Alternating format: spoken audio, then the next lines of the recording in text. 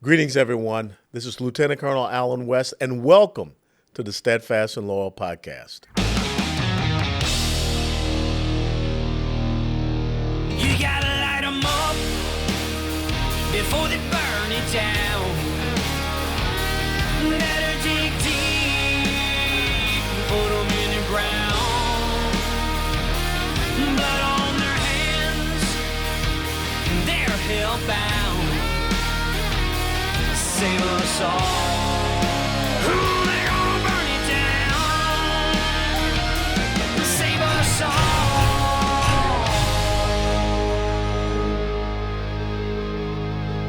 before they burn it down.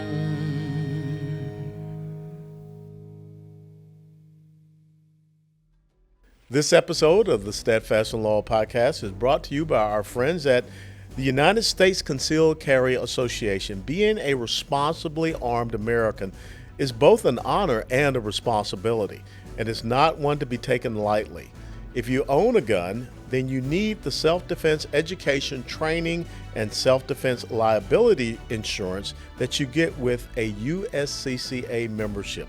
Click Learn More below right now to explore your membership options, which are risk-free with the USCCA's bulletproof money-back guarantee. Don't wait. Click Learn More right now. And as always, the USCCA is not an insurance company. A policy has been issued to the USCCA by Universal Fire and Casualty Insurance Company. That policy provides the association and its members with self-defense liability insurance subject to its terms, conditions, limitations, and exclusions. And if you've been paying attention to what happened in the case of Sergeant Daniel Perry down in Austin, Texas, that's a reason why you need to be covered by the United States Concealed Carry Association. We'll be right back.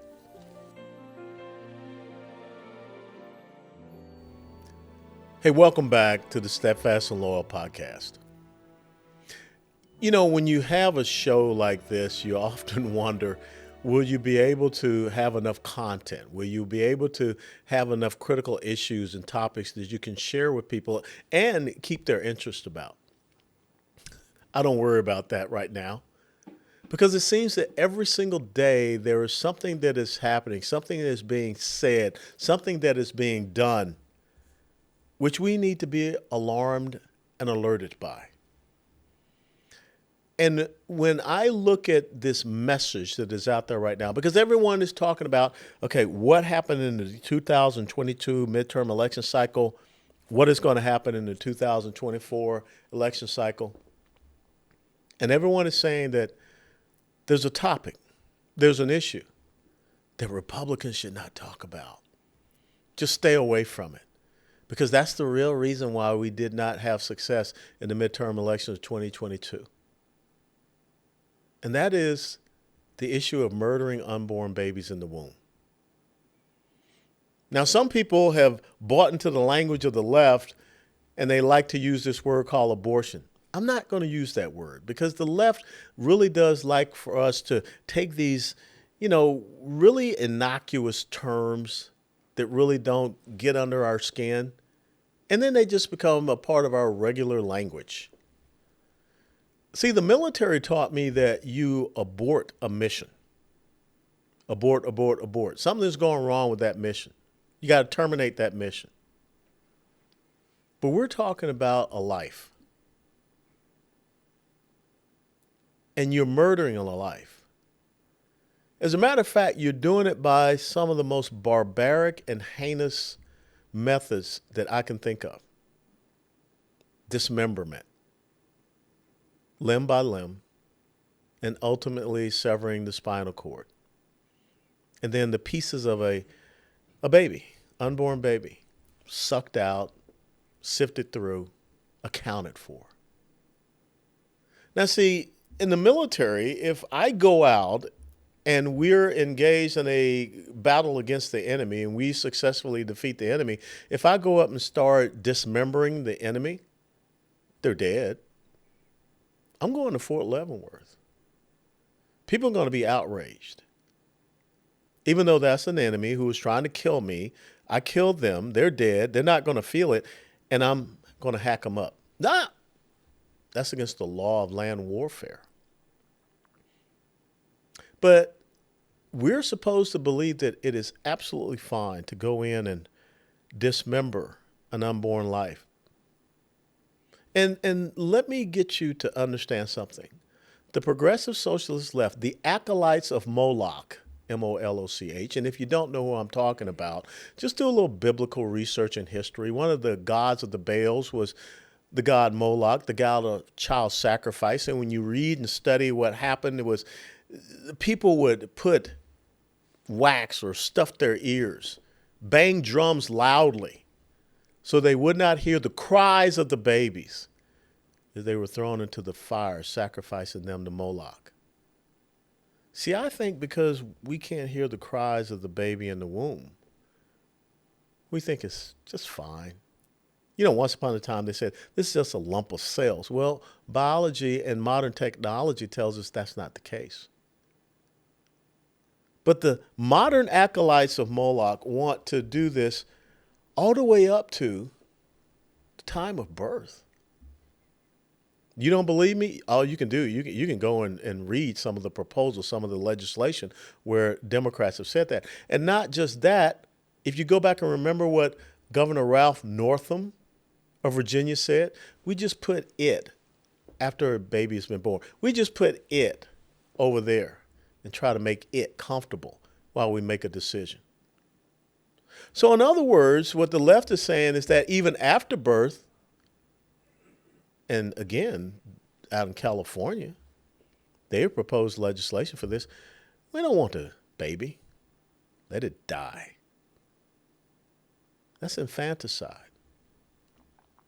So why should we run away from this? Why should we not talk about this? And as a black man, and yes, to the young lady from Northwestern University, hopefully you've graduated by now, but I do identify as a black man. And one of the things that upsets me as a black man is that since 1973, Roe v. Wade, there have been over 20 million black babies murdered in the womb, dismembered in the womb, body parts probably harvested and sold. That's a genocide. So why aren't we talking about that? You know, all you leftists out there that are talking about, racism and white supremacy and whatever, who started Planned Parenthood? A racist and a white supremacist, Margaret Sanger, who referred to blacks as undesirables and human weeds. The whole purpose of this organization she started called Planned Parenthood was to eradicate people that look like me, those babies in the womb. Over 70% of Planned Parenthood clinics are located not in rich white neighborhoods, in black neighborhoods. But yet we have all of these members of the Congressional Black Caucus, and we have Black Lives Matter. They don't seem to care about all of these black babies being murdered in the womb by dismemberment. Those lives don't matter. They just stuff their ears with wax or bang the drums louder because those lives are worth the sacrifice. See, we have to start getting ahead of how the left always takes over language. Now all of a sudden, gender mutilation has become gender affirming. You're not changing anyone's gender. You're whacking off healthy body parts. The DNA is still the same. The chromosomes are still the same. The estrogen levels, testosterone levels, it's still the same. You can do whatever you want, hormonal therapies, whatever, still the same.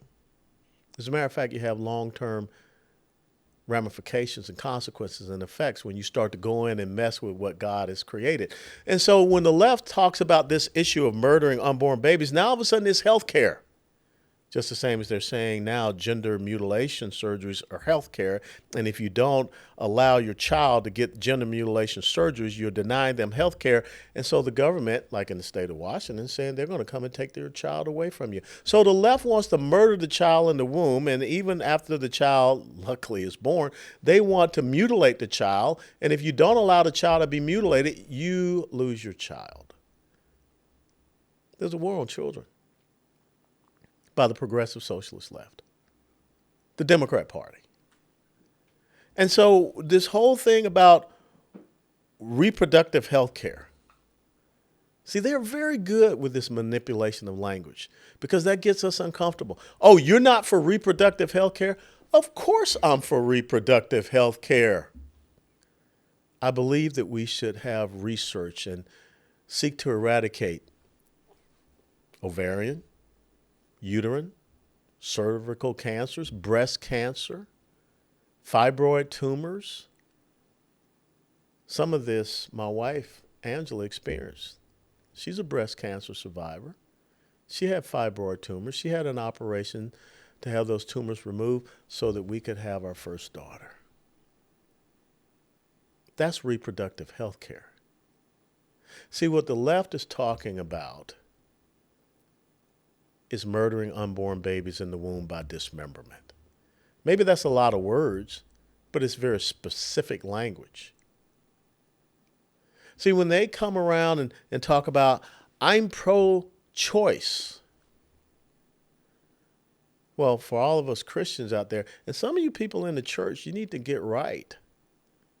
You all supporting this murdering of unborn babies in the womb? Black pastors, you better start speaking up. A few of you are, but most of you aren't. Maybe it's because of that check that you get from the Al Sharpton organizations, which, of course, money that flows from George Soros or other progressive socialist leftist organizations.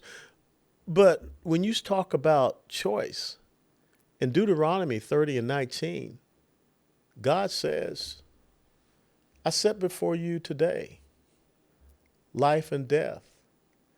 Choose life so that you and your generations, your descendants shall live. He gave us that choice. And he said, choose life. And so when you talk about I'm pro-choice, leftists, what are you choosing to do? You're choosing to murder unborn babies in the womb by dismemberment. Now, I'm not an absolutist.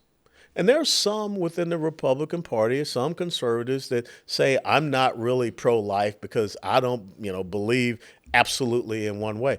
I do think that we need to take into consideration exemptions. And I said this on the campaign trail as governor, gubernatorial candidate here in Texas. Some people didn't like that. I'm really not caring about what people don't like. What I'm caring is about how we can articulate an issue in a very reasonable, logical, sensible way. Because when you talk about a young 11-year-old, or if you're talking about, as I said, my two daughters, if someone rapes my daughter, I think we need to be able to go to the Lord in prayer. We need to be able to go to our pastor and ask for God's wisdom and guidance and direction and strength. And of course, again, we're going to make our decision based upon Deuteronomy 30:19. But when you talk about this, and Governor DeSantis just signed something into law in Florida about that. We'll talk about that in a minute. But we need to be able to come up with the solutions. We need to be able to come up with the answers. So when people saying, I don't want to, you're not really pro-life, West. We don't want any exemptions. It's just this way.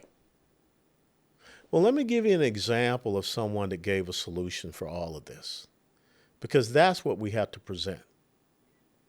Pastor John Hagee down in San Antonio, Texas, Cornerstone Baptist Church.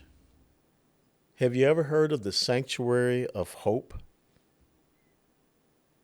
85 acres. A facility for unwed mothers.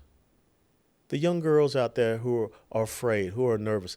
85-acre facility. It's a residential facility. It provides medical care. It provides educational services. It provides the services of child care as well. That's how we take away the fire from the other side, of saying that this is what we believe in. We choose life, and this is what we're going to do to help people to choose life so that they don't feel that there's no way to go. Adoption services. We need to do better with adoption services. I know there are a lot of people that want to go to, Eastern Europe, China, wherever to adopt kids. We got kids here in the United States of America that could use a good, loving home. And coming back to reproductive health care, there are some cases where there are men and women who want to have a family. For whatever reason, biologically, they can't. Here's an alternative. But to sit down and say we just don't want to talk about the issue cedes the ground over to the progressive socialist left. To sit around and say that this is not a winning issue. I go back to the Declaration of Independence. The very first inalienable right that we have, endowed to us by the Creator God, not by man, is life. And we need to understand that's unborn and born life. That's how you present this issue. Stop allowing the left to come up with these innocuous terms. Stop allowing the left to go out there and put wax in people's ears so they don't hear the screams of the baby in the womb. They just continue to get sucked out, body part by body part, harvested, sold off, whatever.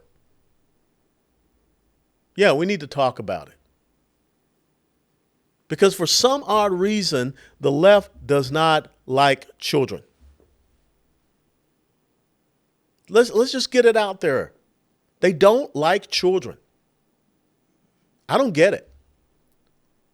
I mean, what parent would take their kid to a drag queen show and allow grown males to expose their genitals to their kids? What type of person wants to agree with chopping up a child inside the womb? A womb is supposed to be the safest place for a child to go. What type of person would agree with a child making a decision to have their healthy body parts surgically removed? A child that can't even make the decision to go out and get a tattoo. But yet they're mature enough to say, I want my breast removed. I want my penis removed. And the only reason why the left is pushing this is because for whatever reason they don't like children. The only reason why we have a Planned Parenthood is because the left are really the purveyors of systemic racism. Margaret Sanger and the left has done more to kill blacks in America than slavery, which, oh, by the way, was something that the Democrats supported anyhow, along with lynching, segregation, Jim Crow, and whatever. It's time we had that hard conversation. You know, everyone's upset about the Dobbs case. Finally, we got a Supreme Court that understood that they had to interpret the law, not try to make law. Even Ruth Bader Ginsburg said that they got it wrong, saying that there's a right to privacy to murder an unborn baby in the womb. The Supreme Court can't make up a right. They don't have that jurisdiction, and that's what the Dobbs case was all about. And why could we not just go out and explain it? Let me tell you what happened on this issue of murdering unborn babies in the womb. And let me tell you what the left tried to do. They tried to get it out there. They tried to make sure that they could win on this issue, but it's pushed down to the states. You know, it says in the Bill of Rights, all those powers not specifically enumerated to the federal government are reserved to the states and to the people. That's where these decisions should be made, these legislative decisions, these policy decisions. If you live in a state like a California or Colorado or Washington state, a blue state that wants to murder unborn babies by dismemberment, I don't want to live in that state.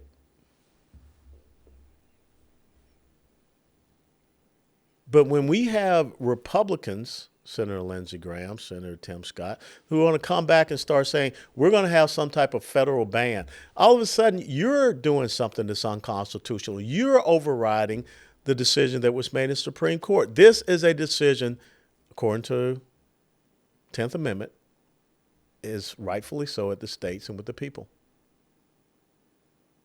But I think if we articulate this issue in the right way, if we do what was done in Florida what they just recently passed, people are going to get it. If you're a person that really gets off on murdering unborn babies in the womb by dismemberment, you think that's really cool? I don't want to hang out with you. If you think that a parent should lose their child because they don't want their child to be mutilated, their body, I don't want to hang out with you. I don't want to be in a state where you lead, govern, rule. But what is even more disturbing is that an entire Republican Party cannot figure out how to articulate this issue. Choose life so that you and your generation shall live. That's really simple, Deuteronomy 30:19.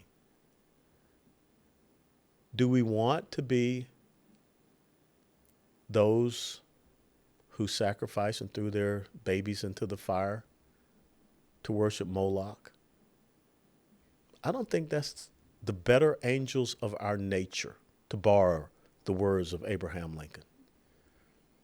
But if we don't articulate it very clearly, if we try to use this quote unquote nuanced language that the left gives us in every single case, then we will come to not understand what we're talking about. So, I mean, the ladies on The View, if this is something they like to do, murder babies in the womb by dismemberment all the way up to birth and maybe even after birth. No one talks about Kermit Gosnell. The left did not want to talk about Kermit Gosnell. Go back and read about Kermit Gosnell. That man was demonic. He was evil. And really, that's what it is when you want to murder babies in the womb. Now, if there is a medical threat to the life of the mother, I believe in that exemption. If a woman's body has been criminally violated, I believe in that. But what are the solutions? Pastor Hagee gave us a great solution with the Sanctuary of Hope. All these mega churches that are out there with all these big choirs and worship teams and everything like that, and spending money on all this, smoke and whatever. When are you going to build a Sanctuary of Hope? When are you going to show the way? I mean, you can get up there and talk. But when are you going to walk the walk? And show people the fruits of your faith? I donate to the Sanctuaries of Hope down in San Antonio, Texas, because it's an incredible facility. An incredible man thought of how we can make a difference through our faith, through the love and grace of God. How many lives will be blessed? How many lives will be saved? Because that's really what this is about. I don't want to live anywhere near a place that believes like Ralph Northam did. Just set it over there while we figure out what to do. That's an American life. And I want that American life to understand what liberty and freedom is about. That's what men and women like me fought on battlefields to preserve. And in the black community, how many more millions of unborn babies will have to die because of the vision of a racist and a white supremacist before we wake up? There was a time in New York City where more black babies were being murdered in the womb by dismemberment than were being born. But I guess those black lives just don't matter. Steadfast and loyal. Before they burn it down.